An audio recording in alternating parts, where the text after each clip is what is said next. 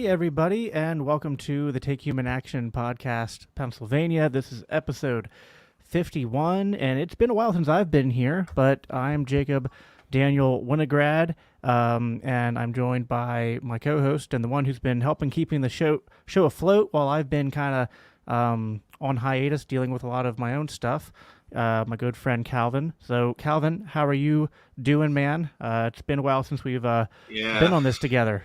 Yeah, I've been keeping the lights on, so to speak. Not only is it very bright in here, but also been keeping the show going while Jacob's been getting started and with the Libertarian Christian Institute, which I'm sure we'll be getting into shortly, as well as the adventures or misadventures we've been up to in the past few weeks since the last time we were on. So we'll get into that as well. Yeah. No, it's been a lot of transitions over the past year. I mean, I had my fourth child. I started that the new podcast with LCI, and things in the LPPA have been crazy as well. I know that's kind of what we wanted to do at the onset here was first of all, apologize to you guys that we had a 2-week hiatus. I had Calvin was on vacation, and I had things lined up that didn't work out, and so it just worked out that we had a break, and now we're back. We've been doing a lot, and we wanted to take a little bit of time here at the beginning before we have our guest join us for tonight to just talk about the things that we've been doing as a caucus, as a party, both Calvin and I individually, and then also what other people have been doing as well. It's been I can't remember the last time I was on this show, but probably a major change for me that's happened is that I'm now the chair of the Libertarian Party of Pennsylvania's social media, and Calvin is on that committee with me as well. And so him and I are kind of not only now spearheading together this podcast, but we're now also spearheading together the LPPA social media accounts, Twitter, Facebook, and all of that. So I guess, I don't know if that's worth talking about a little bit, maybe, what we're doing with the social media, as far as like what our goals are and stuff. Maybe people would be interested in hearing that. What do you think? So, I mean, and I'll keep talking for a little bit, and then I'll get your thoughts too, Calvin. I mean, when we kind of had a little bit of shakeup after convention, and our old chair stepped down, and then I took over the reins. We've been trying to implement more technology because before it was just like one person kind of doing everything, and now we have things that allow us to schedule post to multiple platforms at once, and we have more than one person on the account now. And we've been trying to, I guess just be more active. And, Calvin's done a really good job at generating. I mean, you've been coming up with these like posts that like, this day in history sort of that have been really good. So I don't know if you want to take a chance, just, take a little bit to talk about what you've been doing there and maybe some of the ones that you're especially proud of. We've had some of them that were very that had a very good reach and impact, I think. Yeah, sure. So basically, I gave it some thought at the beginning when I joined the social media committee. And after the first month or so, there was always a focus in there to the degree possible to try to incorporate events and news in Pennsylvania in our feed as much as possible. But the more I thought about it, when it comes to issues in other states, did I lose you there? No, I just put you in the solo. Okay, gotcha. Yeah, I'm sorry, I'm not used to that. Anyway, you're not used to so when it being comes asked to questions. yeah, I'm used to being the one asking questions. So when it comes to issues in other states, basically, we're not going to be the most up to date on that. We're not going to be, the most up to date on keeping track of issues federally. Like there's accounts that I really like personally, like LP National has been doing a great job. Like Clint Russell has really been on fire recently with his social media. So when it comes to those kinds of issues, generally speaking, I like sharing content like theirs to cover that stuff and focus on our areas of in Pennsylvania. Like 95 is a perfect example. We were sharing tweets on that to highlight what's going on there. And then, so that's one half of it. The other half of it is thinking about what can we do that's unique that nobody else is doing. And that was part of the inspiration for Today in History. So what I'm doing is I'm looking ahead at the calendar and saying, okay, it's the anniversary of, I don't know, the building of the Berlin Wall, or it's so and so's birthday. Like I think we just did John Hosper's. It was I think it was the day he died in his case, but in other cases we'll do like birthdays or something, just some date of significance in history, either for a specific figure, like historical figure or figure of significance to the Libertarian Party, or to take a topic of interest and expand upon it. But we're not going about it from the angle of like, this is what happened, isn't that interesting? I mean, there's definitely a place for that. But a lot of camps doing a good job with it. It's just not what we're trying to do on the Libertarian Party account. So the argument always is that, you know, we have the winning issues. We have the issues on our side because we have the consistent philosophy that the Democrats and the Republicans don't have, and history shows it. Well, if history shows it, how do we know history shows it? So there's a lot of articles that do things like that already, but we're trying to do it in a consistent format. Today in history, this happened, and we're trying to show repetitively, these kinds of patterns keep happening. It might have been 100 years ago, but that doesn't mean the same kind of thing isn't happening again now, and we can learn from that. Right. Yeah. And there's definitely a balancing act with the kind of content we want to come up with, because on one hand, I do think the focus of state affiliate accounts should be to kind of talk about things going on in their state. And I think at the beginning, some people were like, why are you guys talking about so many things that aren't Pennsylvania centric? And to be fair, there's, I think, plenty of content that is. But I think we kind of have a dual, like multi-tiered approach. Some of it's Pennsylvania focused, and some of it's just like, hey, we need to do things to grow our brand, and to also like, I think that's one of the things that the Mises Caucus, it's what we've always been focused on, is that it's not just enough to like talk about the issues. I mean, in terms of like legislation and like, what's going on politically, it's like we also need to go out there and be engaging with what's going on in the culture, be engaging with history, be engaging with current events, and have our voices be heard in all these different things that are going on, because those are just more opportunities to get our voices in front of the people that we're trying to target, our target audiences, and let them know what our perspectives are on different things. And not everyone's going to be like persuaded to become a libertarian or to vote libertarian just by like hearing what our position is on a certain bill that's coming up, or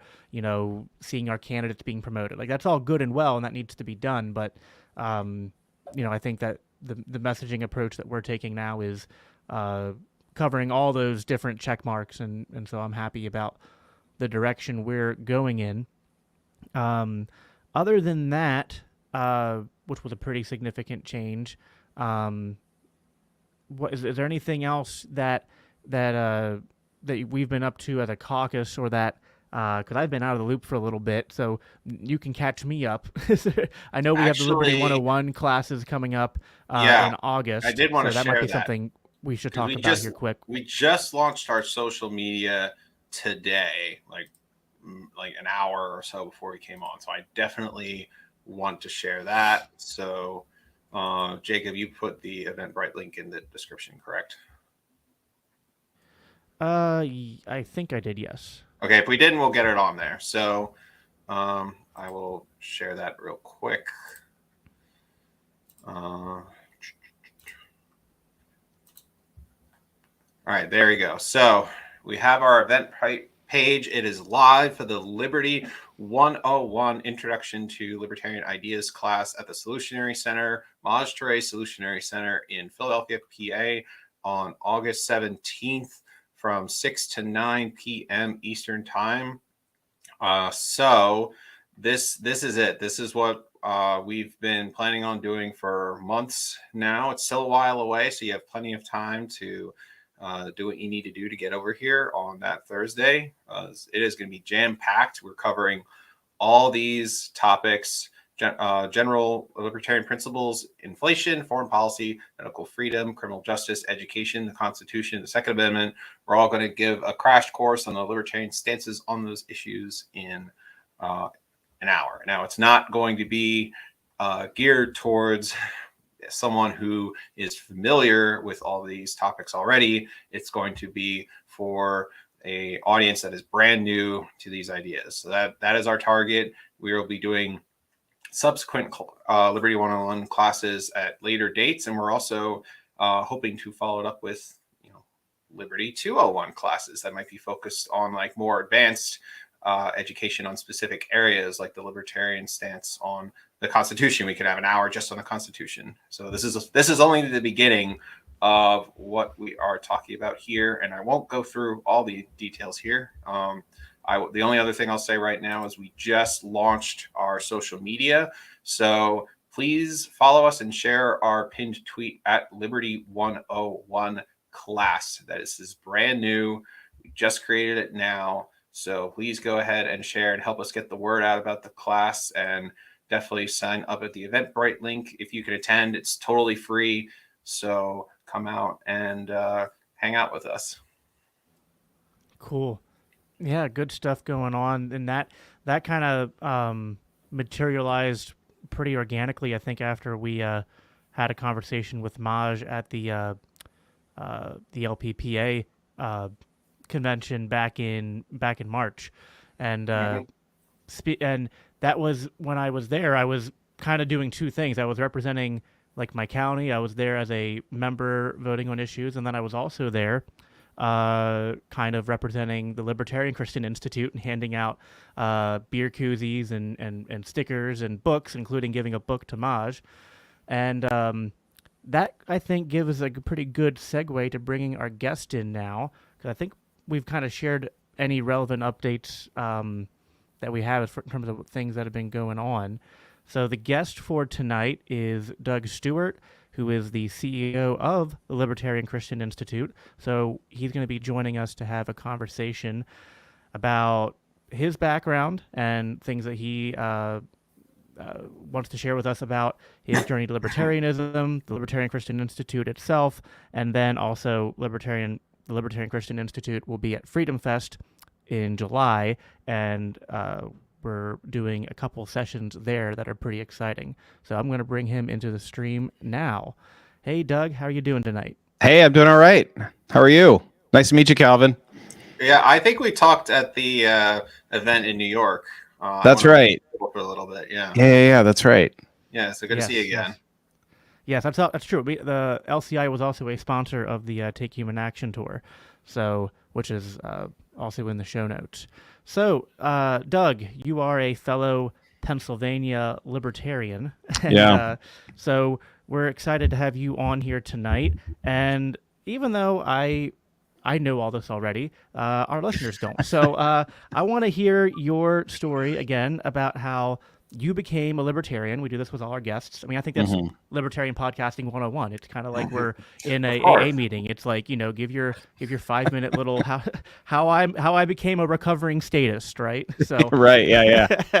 So go ahead and share with us how you became a libertarian, and then also, I guess, like after that, how you and Norm got involved together and turned LCI into what it is today, and what LCI is. Yeah, right. So, well, thanks for having me on. I appreciate this. We always like to spread the word of how we make the Christian case for a free society. And we also, of course, want people to join us in that endeavor. My mother always told me that I was a contrarian, so I think I was naturally a fit for being a libertarian. At the same time, those two obviously aren't entirely synonymous, because you can be a contrarian and not actually be a libertarian. But my journey was really kind of a post-college time frame where I was sort of still discovering what it was that I believed. I didn't quite believe all the things that my Republican conservative family believed in church upbringing and stuff. And so when I was exploring, I listened to talk radio, and over time, I listened to a talk radio host who says he's a libertarian at heart. It's Glenn Beck. For those who've actually heard that before, and he would have Ron Paul on when it came to talking about things about the economy. And at some point, I was also enrolled in seminary, and my theological leanings were getting a little bit more broadened a bit, and I realized that the kind of policy and political solutions that a lot of the authors that I was reading just didn't sit right with me, and part of the reason was they were always welfare state type stuff.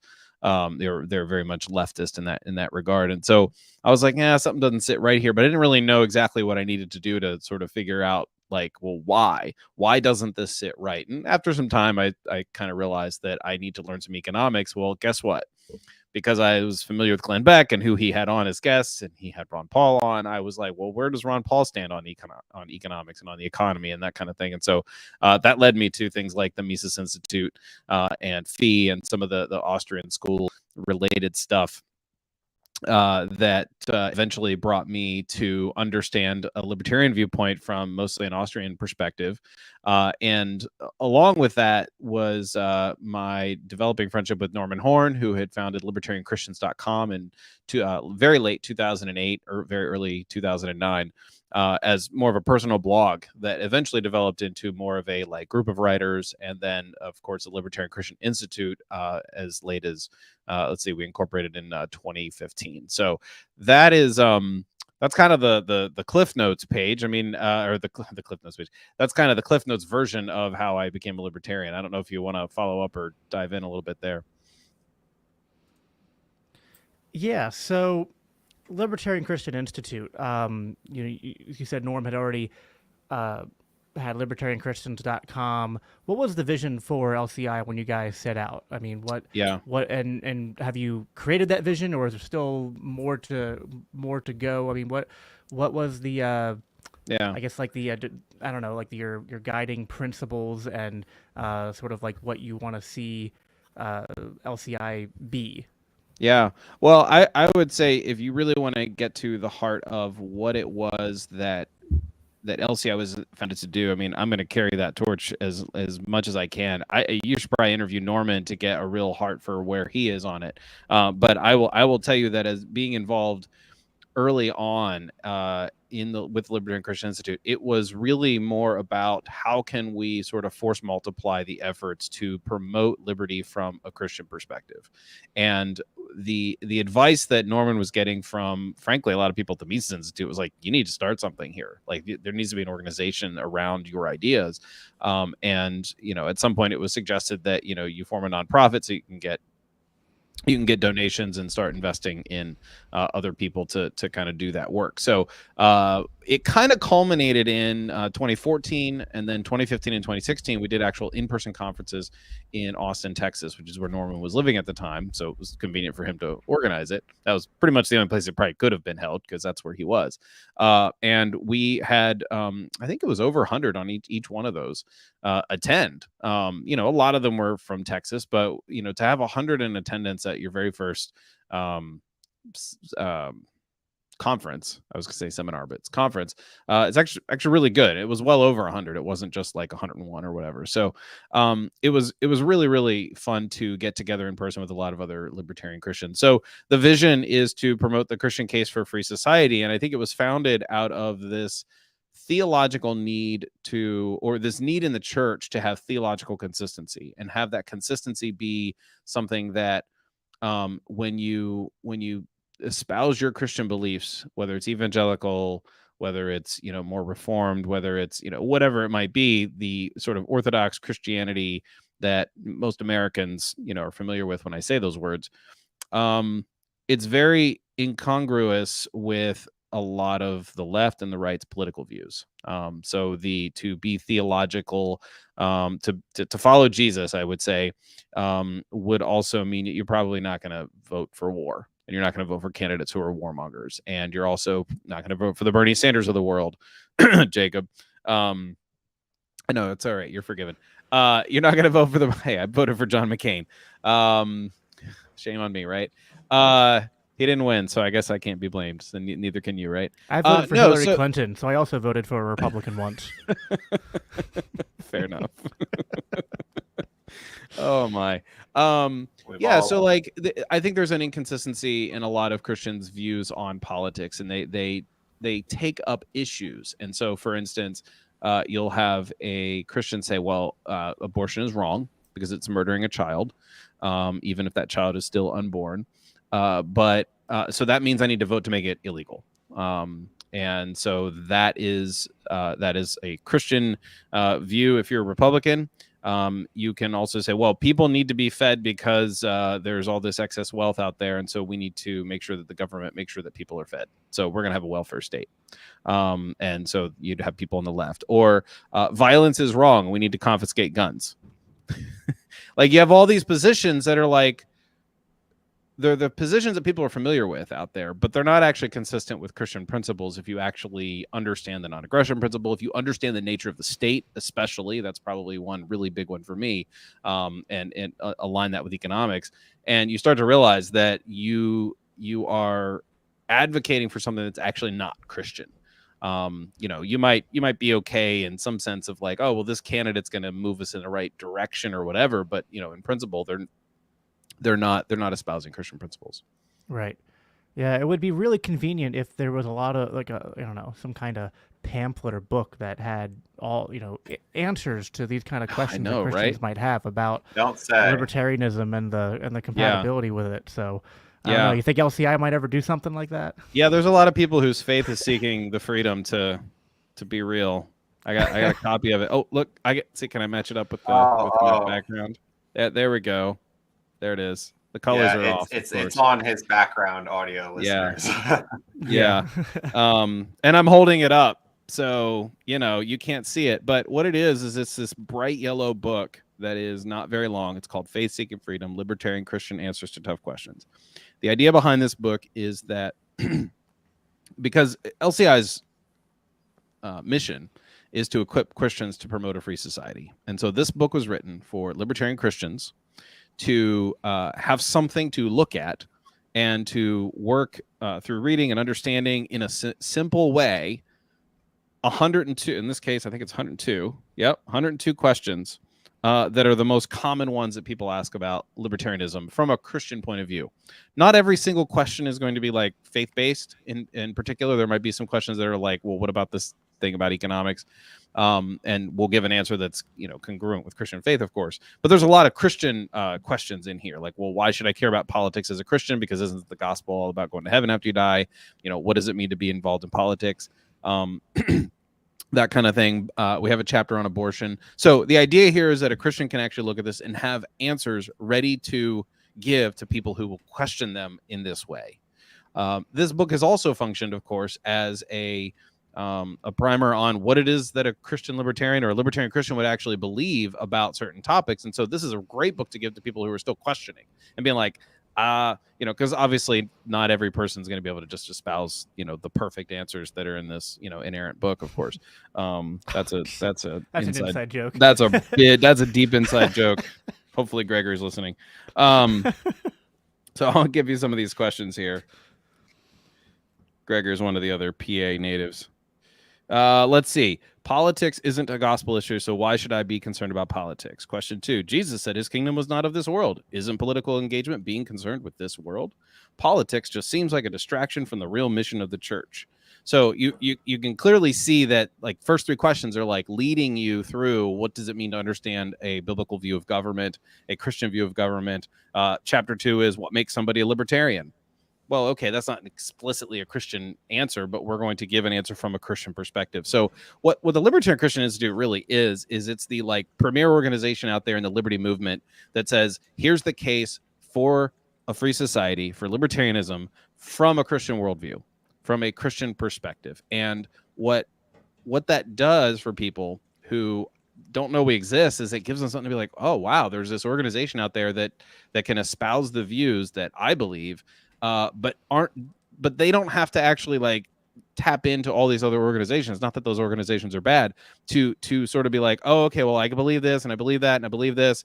Well, let's see. I gotta make sure that that's congruent with my Christian faith. When we promote things, when we equip Christians to promote a free society, we're doing that inherently by what we do, and they can trust us because they know that we're believing Christians and we follow Jesus and our allegiance is Christ alone. And there we go. That's what they need to know, is that there are solid Christians out there leading the pack, writing really in-depth articles, creating great content that is like either in podcasts or other shows, being engaged on social media.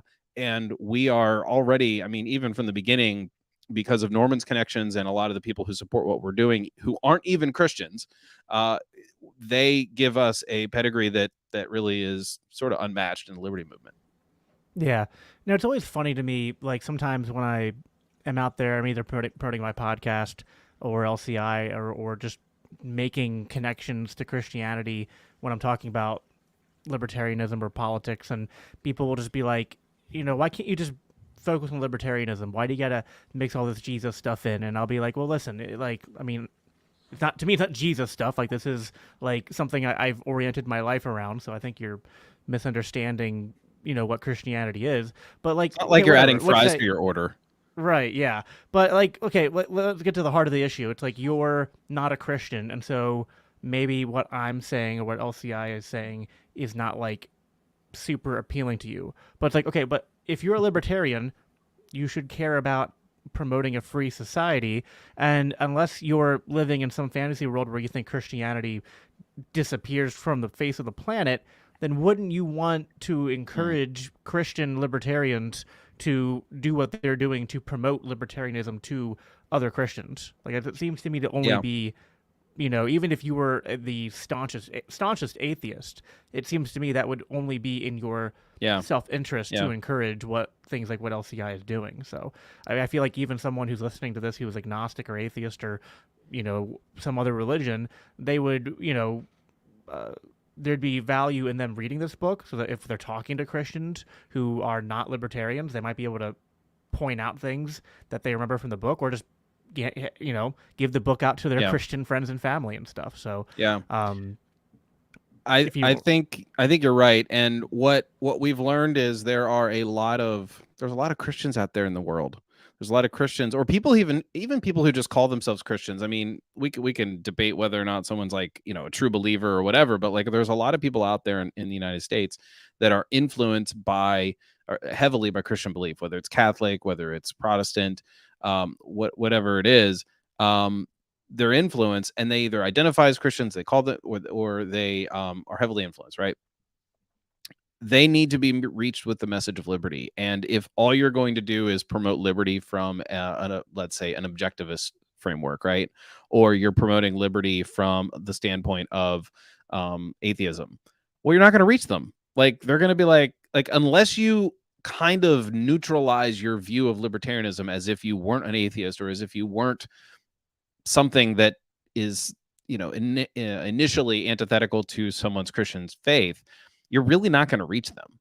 And if your argument for liberty entails being atheistic, then you're also obviously not going to reach the Christian. I mean, you might reach a Christian who's doubting and might want to explore libertarianism as an alternative, libertarianism and atheism as an alternative because they're trying to make sense of the world or whatever. But like, you're not going to actually attract, you're not going to attract the pastor who's solid in his faith and doesn't realize that he's inconsistent in his views on politics or something like that. So there are a lot of Christians out there. They need to be reached.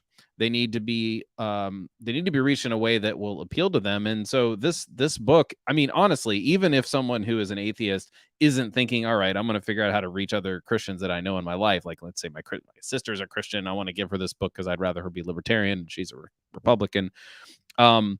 Let's say you don't even have that. This book actually teaches you libertarianism. It just lets you understand that we're making the case as Christians. And so it might actually convince an atheist to realize that, like, oh, libertarianism isn't inherently atheistic, because, the movement itself is actually not as atheistic as some people might want it to believe. So there's a lot of really good material in there, not just for the sake of saying, all right, I'm going to give this to my Christian sister who's not yet a libertarian, but also it's to win others. And so we've actually, I mean, like I said before, there's a handful of people who are able to like promote what we're doing. I mean, the endorsements on this we've got from, who do we have here? well, the first few are obviously Christians and well known in there, but we have Stephan Kinsella, Walter Block, Gene Epstein. They're not Christians. They don't profess to be Christians, and I think two of them, if not all three of them, profess to be atheists. So they see what we're doing as really valuable. Yeah, no, I think that's good. Calvin, feel free to, if you have questions, to interrupt me. I'm on a roll here, getting back into the groove. So, well, you know the one main question I have. So whenever we get to that is fine. It probably makes sense to do it a little later on. So if you have more, yeah, that's fine. The other book that's in your background, Doug, which the audio listeners can't see, but it's, instead of a bright yellow, it's this nice candy colored red. Yummy. A little dollar sign with candy in it. I was actually part of the meetings where we were at least, discussing different book cover ideas, and this is the one I think everyone kind of thought was their favorite. The book title is Strangers with Candy. What is this book about? Yeah. And why did LCI decide to get behind the author? What's the author's name? I can't even read it. Art Carden. Art Carden. Yeah. Why did they get behind Art and publish this book? What are we? What's it talking about? Yeah. So the subtitle for Strangers with Candy is Observations from the Ordinary Business of Life. Now, Art Carden is an economist who happens to, in fact, I just recorded an episode with him today to talk about this book. He's been on the show. This will be 7 times. He's a great friend of LCI. He's a Christian. He's an economist. He teaches at Samford University in Birmingham, Alabama. He was previously at Rhodes College in Memphis. He's actually going to be at Freedom Fest. We're going to talk about that a little bit. He's going to be at Freedom Fest signing copies of the book and as an author. What this book is there's a handful of things I can say about it. It's a collection of essays that he wrote for various publications, and he decided he wanted to put them all into one. And he said, "Hey, would you guys be interested in publishing this?" And I was like, "Yeah, send me the manuscript." And so I sent this, and Art and I have, communicated over the years in a number of ways.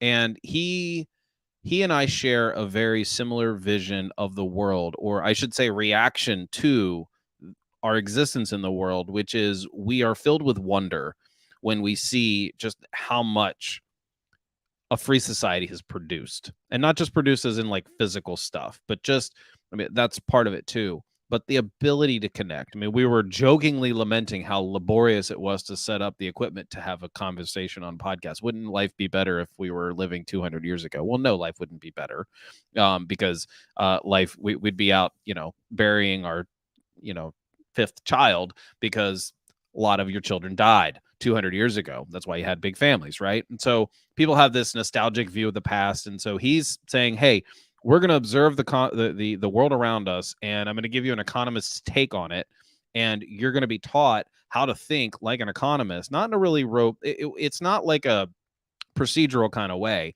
It's more like, hey, here's something that you might want to think about when you want to think you're doing well when you go out on Black Friday and buy a lot of stuff.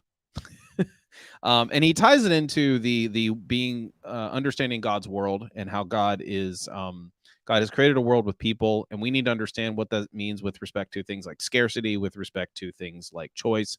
How do people respond to incentives? So this is an economics book in one sense. It's not really a textbook. It's probably high school level or a little bit higher. It's a little over, what do I got here? Almost 300 pages. And it's really, really great.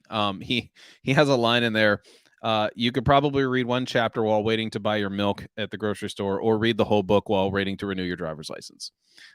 So that was sort of the idea that he had with respect to like the length of it. Like it's not like, in theory you could jump around. You probably don't. There's 5 sections. You probably don't want to jump around outside each section, but it's not, from A to Z kind of logic per se. But anyway, the book is on sale now on Amazon. In fact, the copy that I have, I don't know if people are actually watching. I guess we're live streaming on purpose. So the copy that I actually have still says not for resale banded on the front of it because I don't actually have a copy that I would sell somebody or give to somebody. This is the proofs that we got. And so it's literally hot off the press. I don't even have my own copy, like a real genuine bona fide copy yet. So they're still in them. Apparently Art's sister got hers when she ordered it on Amazon yesterday. I guess it came in a day. So she must live near one of those printing centers. Gotcha. Yeah, no, I like books like that. Nice. They work well with my I don't know, my particular blend of ADHD and stuff. I don't like books you have to read in a linear way. I like when I can jump around and stuff, but Yeah. which This is faith-seeking also a freedom really works good kind of book. like that too. This is also a good book that you could give like a high schooler. Because I mean, he talks about things like Spider-Man, The Mandalorian, like there's all kinds of common interest, kinds of everyday things that are in there. So Cool. So, so yeah, I mean, I think that's a great part of what LCI is doing is just whether it's podcasts, whether it's things online, and now there's books in the work and stuff that are out there yeah, and giving people resources that, for like libertarians to just understand more about economics and give good arguments, and then resources to give to people to help uh, further those ideas and that kind of message. I want to get into, I guess, more, and this is where I think Calvin will come in with some of his questions, because we talked earlier about how the book Faith Seeking Freedom and what LCI does, generally speaking, can be valuable even to like someone who's an atheist or agnostic, because it does just you guys do just promote libertarianism, so it's not always going to be explicitly Christian, and there can be value there, and yeah, value in bringing Christians to understand the value of libertarianism and free markets, things like that.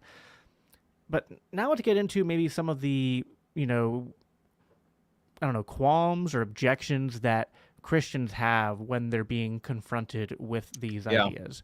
I mean, and that takes different shapes and forms. Like sometimes it's going to be specific passages, sometimes it's going to be political allegiances, yeah, yeah, sometimes it's going to be just like a misapprehension about what libertarianism is. It's like, oh, you guys are a bunch of pot smoking hippies, or hmm libertarians are necessarily pro-abortion, or there's a lot of different reasons why I can imagine a Christian would be hesitant or perhaps even against libertarianism. So I guess maybe what when you're starting out a conversation with someone, if they have objections, what are the common objections you see, and then yeah. maybe after, and how do you respond to them, and then maybe Calvin, you can jump in after that and present some of the questions you have that kind of fit in with Yeah. this.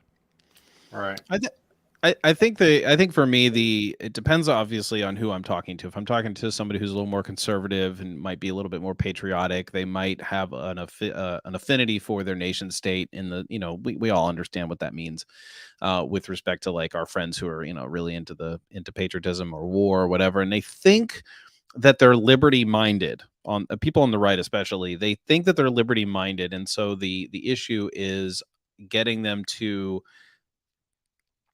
realize they're not being consistent, and realize that their objection to, well, we need a strong defense, otherwise we're all going to be bombed by Muslims, or we're going to be attacked by China, or whatever it might be, right? They see things as like that strong defense is something that we need to have in order to have freedom, and that's not really true. We know that. That doesn't mean that strong defense isn't doesn't have some place in some context, but you have to kind of work that out. I think for the most part, you have conservative Christians who want to make things illegal that are immoral. I'll give you an example. We're in Pennsylvania, and apparently it's not the unforeseeable future that pot will be legalized for recreational use. Right now it's legal for medicinal use. There's all kinds of dispensaries. I'm about to say distilleries for a second. All kinds of dispensaries around that you can get stuff. And my daughter, who is in middle school actually, she kind of like, what? They're gonna make that, but people are dying from it. And it's because she learned that there are people who abuse drugs, right? And so you have this idea that's probably promulgated in government schools and schools that are like that in terms of their thinking. They think the state is an okay thing, and they have this mindset that, like, if it's something that's really wrong and society sort of agrees that it's wrong, that we need to make it illegal. And they don't realize that the illegality doesn't mean, or immoral doesn't mean, it doesn't mean that it has to be illegal. Or for that matter, if you're on the left, if it's moral, we have to make sure it happens. through force of some kind. So it's good to feed your neighbor who's hungry because you have a little bit more than you need, and you can afford to give him some, or you're really wealthy and you can afford to pay more tax or whatever. But so that we're going to make you do it, right? So you have Christians on the right in some ways sort of trying to enforce the first half of the golden rule, love the Lord your God with all your heart, and you have the Christians on the left sort of enforcing the second half of the golden rule, or not golden rule, sorry, the greatest commandment, second greatest commandment, love your neighbor as yourself, and both are sort of a misapplication. Yeah, that makes sense. Calvin, do you want to jump in here and talk about some of the things that you've been wanting to ask? I know you had some questions for Doug after you guys met and you got that book at the Mises Caucus event back in what was April that? 1st. April 1st. Yeah. Correct. So It's easy yeah, for it to be for me to remember. Yeah, and it's not a joke, and we aren't fools.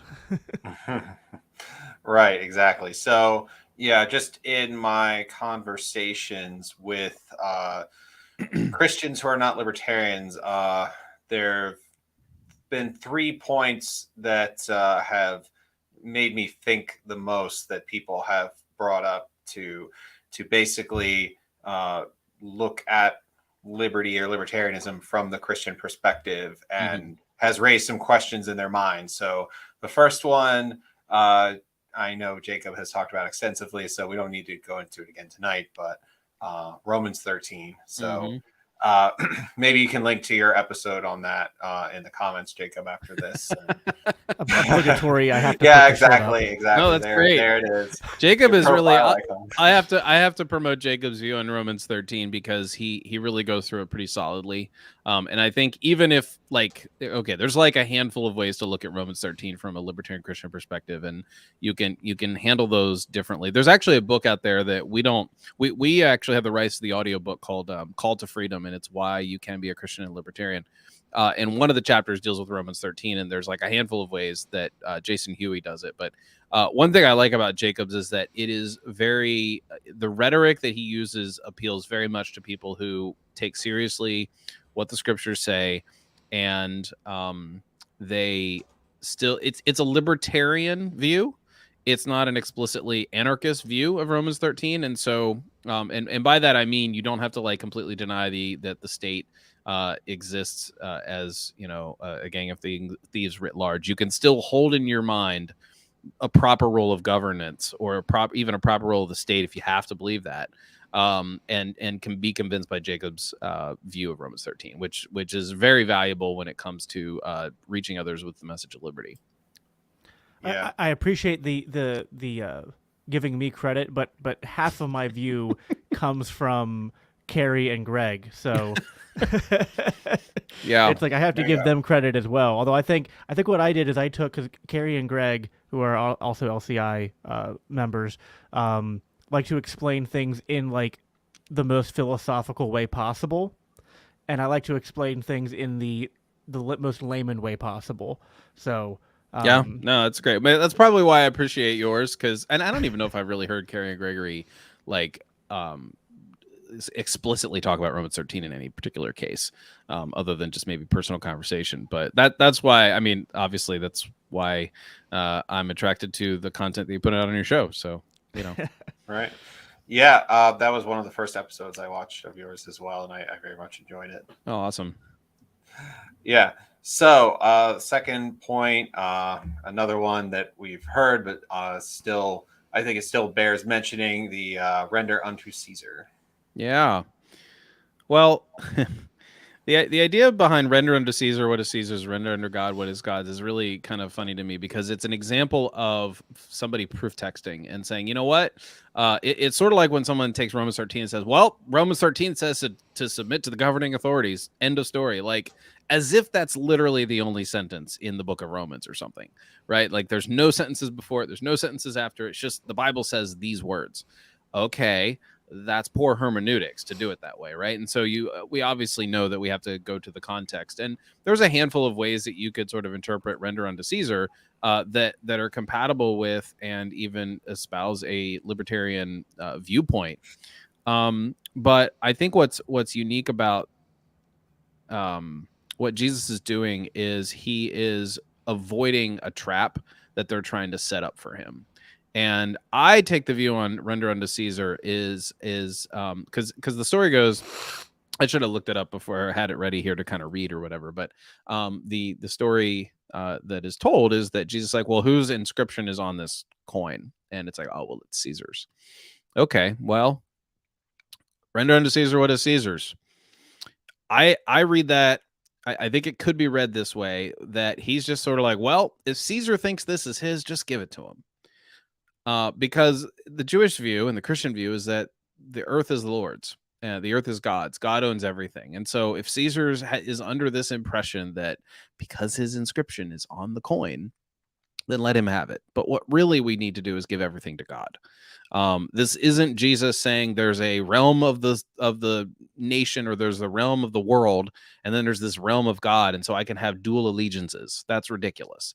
Like, I don't even know how we're hearing Jesus talk about anything except paying a tribute tax, right? I mean, there's more to that whole thing, but like to use render unto Caesar, which is used to be like, oh, well, I can have my allegiance to the state or to my nation, and I can also, over on this other side, have my allegiance to Jesus, and I can be a dual citizen, or I can, just kind of keep my cake and eat it too. Really, dual citizen. You can only serve one master. It's like you know that meme with like the space captain who's like sweating and like doesn't know which button to press.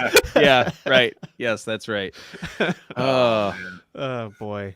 Yeah, no, I think that's the right answer, obviously, too. That it's like the whole point is that like he gives an answer that leaves the Pharisees astonished. Like that literally is how that passage ends. Like the Pharisees leave and they're astonished by his answer because they thought they had a slam dunk. It's like either he says you have to pay to Caesar, and then that would piss off a lot of Jewish people who were following him because they didn't have that view. Or if he would have said don't pay to Caesar, they would have been like, oh look, he's inciting civil unrest and disobedience. Go arrest him. So it's like his answer clearly can't just be like whatever it says. It clearly can't just be a blanket like, oh, pay your taxes. Like it's got to be more sophisticated than that. Jesus was more sophisticated. You have a commenter here that says use alternate currency. And I'm like, well, yes, of course. And I think in the context of the conversation we're having right now about, render unto Caesar, there's a coin there. Well, we know that the state would love to have control over the money because it pretty much does. It doesn't have control over all of the economy, of course, because we are free to use alternative currencies so far. But even with like central bank digital currency that is on the horizon, will probably happen. The state wants to control everything. And so there is something to be said for Jesus, acknowledging that Caesar's inscription is on these coins because Caesar believes he has control over things. And so to use an alternate currency, I don't know if that's what the commenter's intimating here, but to use an alternative currency means to not go the way of Caesar in my mindset here. It's to find a way around what is Caesar doing. And you know what? Fine. If he thinks that that's his, just give it to him. Yeah. Mm-hmm. Yeah. That's a good way to bring that concern to rest, hopefully, or at least get people thinking about it. So the last point is a little more nuanced. So I'm curious to hear both your opinions on this. So this started with something that I stated to the people I'm discussing this with. And what I was basically saying was that if we're thinking about the way politics works today, but really for all time, what happens is with exceptions here and there, you have people who are, power hungry, focused on gains on the earth rather than elsewhere, and they're the ones who rise to the top. There's no sense of natural elite whatsoever. Just rulers are few and far between. You have the worst rising to the top. So at a certain point, you have to wonder, does it really make sense that we're in this system where we're following, the worst of the worst, the unrepentant? And those are the ones who are in charge of us, essentially. So the counter to that I basically got was that we should not be judging people. we should be leaving that to God and we should just be focusing on ourselves. And yeah, it just made me think a little bit, because, you know, on one hand, you don't want to just, you know, have people like that just in a position of power over you. But on the other hand, how much should we be leaving it alone to and just worry about ourselves? That's basically the argument. Yeah, it's interesting. It's almost like a reverse moral busybodies argument. It's more like, well, who are we to say that, you know, Barack Obama, George Bush, and Donald Trump and Joe Biden, in as much as he's actually being a president, are actually, you know, to be judged, right? And it's like, those aren't the only words that are in the Gospels, and those are not the only actions that Jesus and the apostles took in the New Testament. And so to boil everything down to do not judge, to me seems like, well, okay, fine. I don't need to like judge whether or not Donald Trump is truly a Christian. You know, like early on, we heard, you know, people say that, oh, well, he's a baby Christian. You know, they were defending him as like, well, his views on Christianity are just, you know, they're just, I think it was Franklin Graham who said that.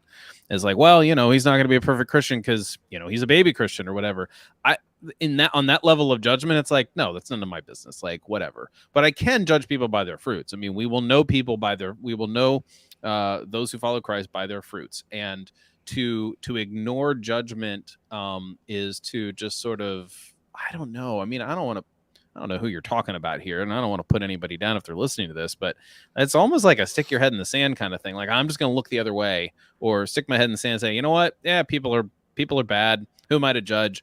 Those people have power over you. They have power over you in a way that other people in society do not have power over you. And so it's not really a matter of judgment in my mind. It's really a matter of discernment and understanding what does it mean to stand up to power in an authentic Christian way, non-violently, of course, in order to subvert it.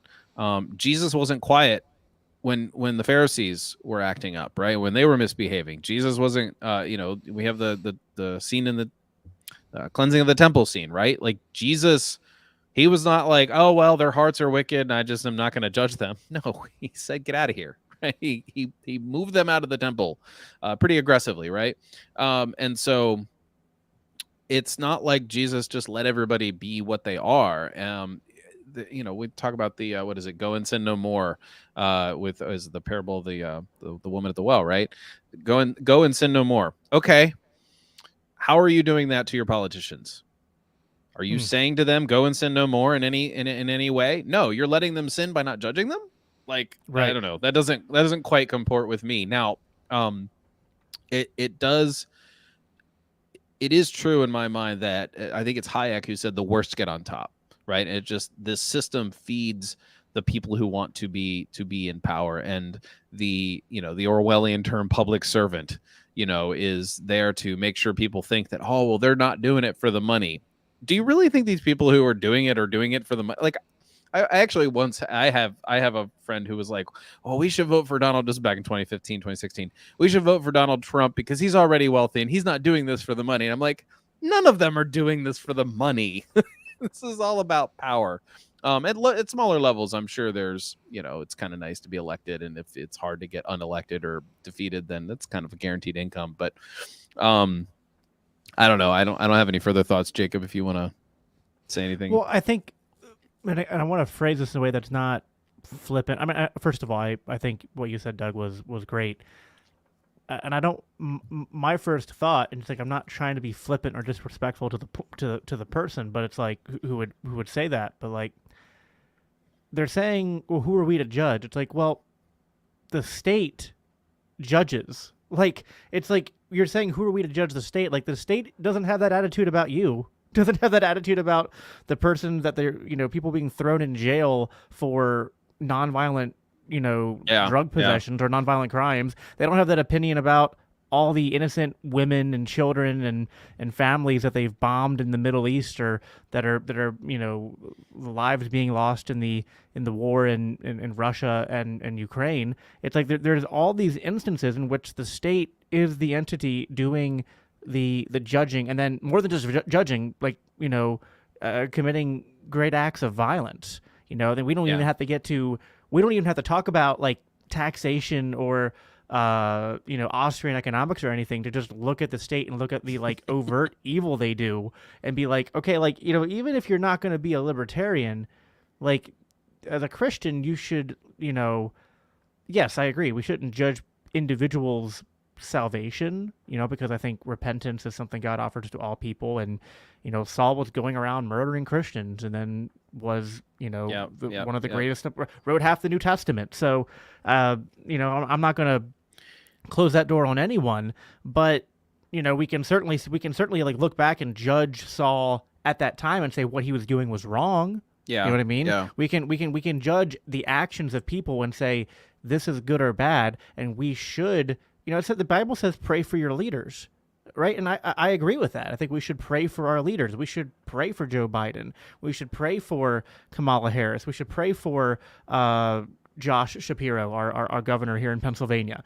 But like, we shouldn't be like, we can pray for like, I hope they're safe and well, and I hope they come to know you. And it's like, also like, what would you do for a family member or a friend or like an enemy or someone who was persecuting you when you were praying for them? Like, wouldn't part of that prayer be like, I hope they repent? Like, I hope they come to realize the wickedness of like certain things they're doing or the sin that they're committing.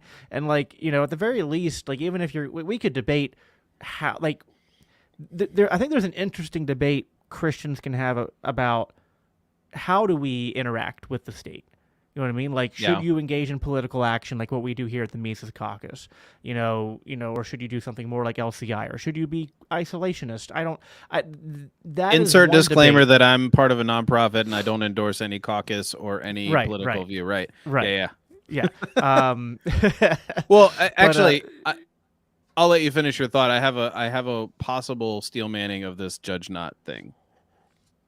Right. I mean, all that to say, like, I think there's two parts of this. There is, what do we do towards the state? And then there's, should we judge what they're doing as and the actions that the state are and the state actors are engaged in as good or bad and have an opinion on it? And I think we can't, like, I think we are definitely called to care about what the state does and to have an opinion on, is it good or is it evil? Is this supported by the Bible or is it not? Yeah. I think as we're talking about this, I think the judge not mantra or excuse or whatever you want to call it. I know that I've heard this other way of saying things before. Let me just throw this out there, is that you have somebody who's like, well, you don't know what they're going through, or you don't know what they know, or you don't know the stress that they're under in order to perform what they're doing, and they have to compromise in order to get this other bill passed, and they have to, like, there's all these complicated reasons why politicians will act the way they do, right? It's funny. My wife said, I really want to see Ron Paul get to be the president, because if he doesn't actually end up pulling the troops out, then I know that there's probably information that the public doesn't know that the president gets to see. That's like, in other words, if Ron Paul's in office and doesn't pull the troops home, there's something bigger going on that we just don't know as the public. Now, pretty certain that's not really the case, because we've had time to tell that no, that wasn't really the case, that Ron Paul pulling the troops home probably would have been just fine. But the idea that, oh, well, they know more than we do because they're privy to information, or they are dealing with complicated, political issues. I forget what the word partisan issues and, like procedural issues. That's the word I'm looking for. I don't think that passes muster. I mean, if we're to call sinners to repentance, how do you not judge? Or how do you avoid that, right? How do you, and you don't even have to specifically judge a particular person for what they're doing. You could completely leave that up to between them and God, but you have to call people on sin, and you have to call people on wickedness, and you have to call them on even the results of their wickedness, and maybe move them toward actual repentance, right? To preach the gospel, to preach the good news that God has made Jesus Messiah, means that Caesar is no longer Lord, that Caesar is not king, Caesar is not head of life, head of your life. Hat. What's that? You're wearing the wrong hat. I can't find the hat. Everybody, he's talking about an actual hat that I have that says Jesus, and then Caesar's crossed out underneath of it and said, is Lord. I have to order a new one before Freedom Fest, because I literally cannot find the hat. I don't know. Maybe it was left in your car or something when we went to New York. I don't know. But all that to say, Jesus is Lord, Caesar is not. And to preach the gospel means that your allegiance needs to be to Christ. That you are putting your faith in Christ. You are putting your trust, your allegiance. That is your life in Christ. And that is in conflict with doing the same thing for the state. And so if you're calling people who are in power to do that, now I realize that like you and I, Jacob, are not going to be personally witnessing to Josh Shapiro, our governor. But sorry, I need to get water. I do a little bit when I'm trolling him on Twitter, but yeah, Josh Shapiro, may he rebuild I-95 quickly. Oh my word. That's yeah. Who's going to rebuild the roads? That anyway, it doesn't matter. Who will save us from forest fires? Save us from. No, I know we're not going to be personally witnessing to some of these politicians per se. I mean, I don't even think he would even look at his Twitter account. Like he's not Donald Trump or Elon Musk, who like personally does these things on Twitter. But you are to have the posture toward politicians and toward everybody that, given the opportunity, you will tell them that they need to give Jesus their allegiance and turn from whatever it is that they're worshiping now. But you don't even have to call them and say, "Oh, I think you're worshiping the state," or "I think you're worshiping, wealth and power." You could just let that be what the Holy Spirit does for people. Right. And so you let God work in that part of their lives. For those listening who are not Christians and don't even really care too much about the words and the verbiage and all of that, just know that the core of the Christian message is that Jesus is king, and that means no other human is king over someone's life. And that is the sort of the crossroads in my mind where libertarianism is the most consistent expression of Christian political thought. Because if we can say that Jesus is Lord, look, I can see an atheist be like, well, I don't believe Jesus is Lord, but I also know that no other person should be king over me. There's our intersection of interest, right? And so if you need to convince a Christian that they need to be libertarian, that Christian might be like, well, but God owns everything, which is, I don't like the idea of ownership in that regard because of the way we think of property ownership, but God is king overall. And so that means that we need to make sure more people follow God. Well, okay, fine. That's true. But from my vantage point, we don't do that through the state because Jesus is king. Jesus's way was nonviolent love and serving others. Jesus changed people's hearts. He did not take up a sword to conquer his enemies in that way. He used nonviolent means to conquer using his word. So I know that there are Christians out there who don't believe all that, or who don't realize the practical implications of what that means. But if you are a person out there who just like, none of this Christian stuff works for me, or if that's where you are, just know that there are a lot of Christians that need to know that they're being very inconsistent if they want to put their faith in government, because their faith cannot be in anything other than Christ if they are a true Christian. So you can call them on it. And if they have any trouble, you can send them Faith Seeking Freedom. Yeah. I'm holding this book up as if it's not over my shoulder on my background. I don't know why I brought the books if I had the It's Faith Seeking Freedom Inception. How can someone get that book? You can go to faithseekingfreedom.com. If you order it, you can find it on Amazon. If you are able to get a Kindle copy, it's pretty cheap. You can get a physical copy, of course, from Amazon, and you can also order from our website. If you order from our website at faithseekingfreedom.com, we actually get a little bit more money out of it because it's a copy I literally physically pack up and send to you. You'll also get a bookmark. Where is Amazon's the bookmarks are pretty cool. The bookmark is pretty cool. It's got a quote that I made up. Well, is the same thing true for Strangers with Candy? What's that? Is the same thing true for Strangers with Candy as far as how to get it? Yes, go to strangerswithcandybook.com. I don't have personal copies yet to send people, as I mentioned earlier. So right now it's just Amazon. The Kindle price is $4.99 at the moment, and the print copy price is $14.99. That'll stay that way for a little while. I think the launch price of $4.99 on Kindle is going to be about for the next month, basically till after Freedom Fest. Cool. Yeah. Well, speaking of Freedom Fest, as we're coming to a close here, because we're running out of time, I did want to briefly here at the end give you an opportunity to talk about Freedom Fest and what LCI has planned or doing. I know we probably don't want to give too much away, but give a little bit of teaser of what we're going to be doing at Freedom Fest and why people, if they are going to be going or considering going, we're going to be wiping the floor clean with nationalists, Jacob. Yeah. Well, actually, someone earlier made a comment about that. They said separate nationalism from statism, which I was like, that's an interesting. I can do that in my mind, but most people can't. And right. Yeah, we could just call it patriotism instead, I suppose. But no, so we are going to be at Freedom Fest again this year. We were there last year in Vegas in 2022.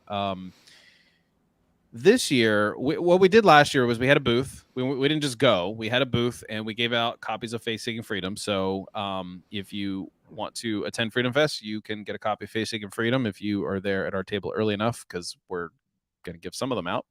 And we also, have things like beer koozies and other, I was just about the word to say paraphernalia, but that's probably not a good word to use on this. We're going to have all kinds of swag and merch on our table. That you could take away, and you get to meet us. You can tell me why I'm wrong on this show, and I will say, you know what? Here, talk to Norman. He's going to explain to you why Doug is right, or Jacob, or something like that, right? No, we're gonna have a team there. Last year we did a breakout session that was a panel discussion on a whole lot of just libertarian Christian things. This year we have two things going on. We're sponsoring a main stage event where we will have Norman Horn involved in a panel discussion. This is LCI sponsored panel discussion moderated by Nick Gillespie and involving Rich Lowry and Brian Kaplan. Rich Lowry is from National Review, made a case for nationalism in a book recently. And Norman is also going to be on there taking, an opposing position about nationalism. So there's going to be a panel discussion about it. And then we are also going to have a breakout session that is very likely going to be a panel discussion on Christian nationalism and the theological dangers and the liberty antidote to Christian nationalism. It is a topic that we've been diving into pretty significantly in 2023 as best to our ability. We have a review out of the most, in fact, it just came out this week, of the most popular Christian nationalism book right now by a guy named Stephen Wolfe. We wrote a rebuttal to it, did some episodes or an episode about it. So we have a lot of anti-Christian nationalism content out there. And there's a whole lot to be said for that. But if you want to meet me in person, or even if you don't want to meet me in person, you want to meet Jacob in person, or you want to meet somebody else from our team in person, it's in Memphis this year. So for those of us in Pennsylvania, it's not that far. Maybe if you can, I think Jacob and his family are driving there, so maybe you could rent a trailer and hook it to his car and just hang out in the trailer, and he'll just bring you to Freedom Fest. Well, I did just rebuild my transmission, so maybe it'll be. Maybe that'll work, right? Yeah. Did you optimize your transmission for heavier? Yeah, going? a little bit, but because wasn't with that plan in mind. Oh man. Oh yeah. Boy. Cool. Should be a fun time. Yeah. Well, so definitely, if you guys watching now or in the audio stream later haven't bought tickets for Freedom Fest and you're on the fence, maybe the fact that you'll be able to see us and attend one of those or both of those sessions would be enticing. So definitely check that out. Doug, really appreciate you coming on. We're pretty much out of time. Is there any closing plugs or any closing thoughts that you want to give, about? You already plugged the books pretty extensively, but I plugged the books, but you know what I didn't plug is the fact that we are I mentioned it, that we're a 501c3 nonprofit. And here's the thing about that. And I don't like to ask people for money, but I'm going to do it because we have a really, really important mission, and we're a 501c3. So it's tax, you get a tax write-off. We have a really important mission, and if that mission doesn't get accomplished, you're gonna have a whole lot of Christians get tied into nationalism or progressive wokeism. Okay, so we're the alternative to those. We're the best alternative to those, and so by supporting us, you get to help us make more content. We already create really, really great content because we don't put out content just to put out content. We put out content that we're very proud of, and so we want to build that. So by supporting LCI at whatever level it seems necessary for you and you're capable of is great. We are also doing something, I don't want to call it an initiative per se, but it is somewhat that. that for those people who donate $20 a month, they commit, they go to our libertarianchristians.com/donate. They sign up for $20 a month. Or they donate and they do a recurring donation of $20 a month. I will send them copies, 2 copies of Faith, Seeking Freedom. They will get a copy of Strangers with Candy. We will call them an LCI Insider, and you will get free ebooks every month. You will also get a free lapel pin that Jacob's not wearing, I don't think, although you should be. I guess I'm not wearing it either, so I can't blame you either. It's a lapel pin that has the Christ is King pin, symbol, which is on the front of the book for those watching. A handful of things. And you will also be part of our, we can call it a tribe, we can call it a group, but you will be part of the insider team that gets to meet every quarter. At some point, we're going to do this where it'll be on a monthly basis, but you get to sort of get an inside peek at what LCI is up to and give us feedback and insight into what you'd like to see as well. So libertarianchristians.com/donate. We're a nonprofit. I don't know, maybe I don't know how big your audience is, guys, but like there might be a lot of Christians out there in Pennsylvania who would love to support us. And here's what's really cool, because we're in Pennsylvania. Matt Bellis is in Pennsylvania, Jacob's in Pennsylvania, and Norman frequently travels up this way and hangs out at my place. So we can get together and have like powwows about how to, take over the state and leave it alone. Yeah, and then almost set Matt on fire with the bonfires that we drink around. True story. Yes, that's true. I see enough fires just driving through Philadelphia. Although there's a burn ban now, at least in my area, there's a burn ban, so we wouldn't be able to do that. But oh man! Well, thanks very much, Doug. Great talking to you again. Yeah. Thanks, this Doug. Has been great. Thanks for giving me the opportunity. Sure. Yeah, we'll talk thanks soon. Thanks everybody for listening, and we'll be back again next week with another episode. Till then, have a good one.